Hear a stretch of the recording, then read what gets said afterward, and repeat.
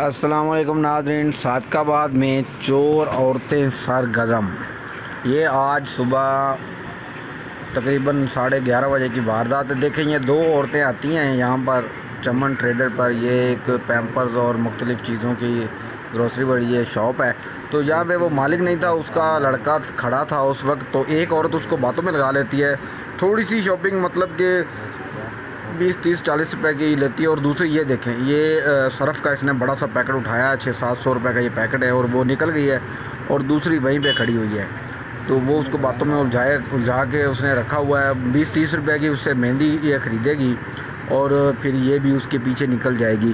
तो इस तरह के वारदात ये औरतें जो हैं ग्रुप्स की शक्ल में बाज़ार में घूम रही हैं। तो तमाम दुकानदार इस वीडियो को देखें, शेयर करें और तमाम दोस्तों तक पहुँचाएँ और अपनी एहतियात करें। बाहर सामान जो रखें उन पर नज़र रखें। ये देखें, अब ये एक औरत, ये इसका बहुत चेहरा थोड़ा सा क्लियर आ रहा है। तो दूसरी औरत जो इसके साथ थी वो जल्दी से निकल गई, उसने चेहरा ऊपर नहीं किया, इसलिए इसने तकरीबन कैमरे की तरफ देखा भी है।